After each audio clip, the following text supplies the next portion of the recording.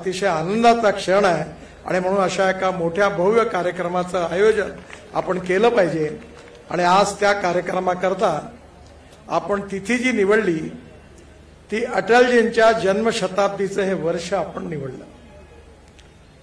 अटलजींचा याकरता निवडलं की अटलजी खऱ्या अर्थाने आपल्या सगळ्यांच्या जीवनामध्ये एक प्रेरक आणि मार्गदर्शक नेता होते।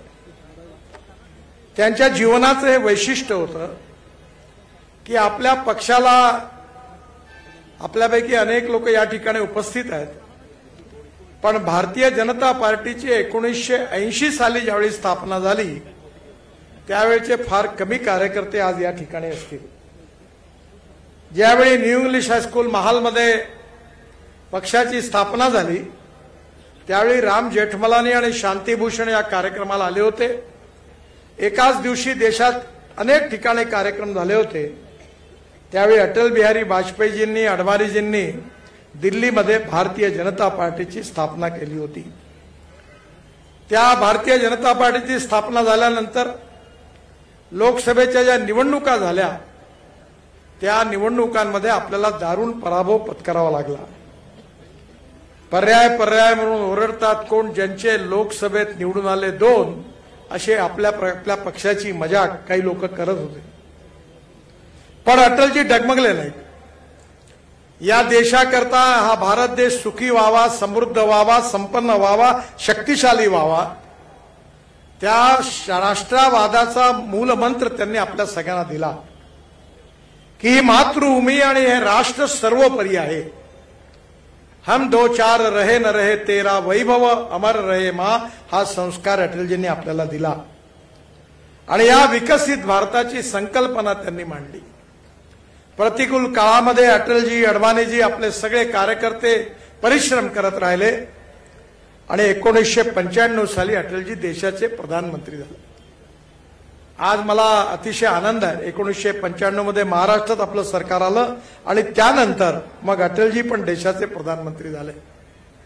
हा सगळा इतिहास जो आहे तो इतिहास आपल्याला याकरता आपण सगळे आठवत असतो कारण भूतकाळातला इतिहास वर्तमान काळामध्ये त्याचा विचार केल्यानंतर आपल्याला भविष्याचा वेध घेण्याची प्रेरणा त्या इतिहासातून मिळत असते। अटलजींचा आजच या ठिकाणी सुंदर कार्यक्रम झाला। हिंदुत्व, हिंदू जीवन पद्धती याच्याबद्दल अनेक गैरसमज आहे की भारतीयत्व हेच हिंदुत्व आहे आणि हिंदुत्व हेच राष्ट्रीयत्व आहे। हा प्रकर्षाने विचार अटलजींनी मांडला।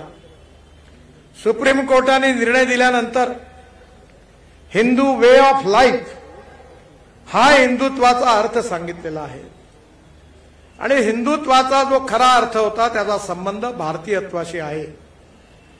संस्कृती सबकी एक चिरंतन पुरके जिसके हिंदू है, विराट सागर समाज अपना हम सब इसके बिंदू है। त्यामुळे आपल्या समाजामध्ये कोणाची उपासना पद्धती वेगळी असेल, काही लोकांचा धर्म वेगळा असेल, कोणी भगवान गौतम बुद्धाची पूजा करत असेल, कोणी भगवान रामाची पूजा करत असेल, कोणी येशू ख्रिस्ताची पूजा करत असतील, कोणी अल्लाची पूजा करत असतील, परंतु हे सगळे भारतीय आहेत आणि भारतीयत्व आणि हिंदुत्व हे एक आहे। आणि म्हणून ज्यावेळी आपल्या इथला मुसलमान मक्केला जातो त्यावेळी त्याचा उल्लेख हिंदू मुसलमान हिंदी असा उल्लेख केला जातो। आपल्या देशामध्ये सेक्युलर शब्द याचा बराच प्रचार केला गेला। मधल्या काळामध्ये धर्मामध्ये वादविवाद व्हावे अशा प्रकारचे युक्तिवाद व्होट बँक पॉलिटिक्स करता झाले, पण सेक्युलर शब्दाचा अर्थ होता सर्व धर्म समभाव। धर्मनिरपेक्षता अर्थ नाही आहे डिक्शनरीमध्ये।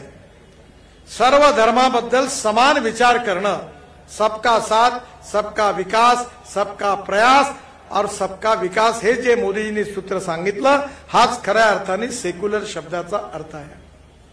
आणि म्हणून खऱ्या अर्थाने अटल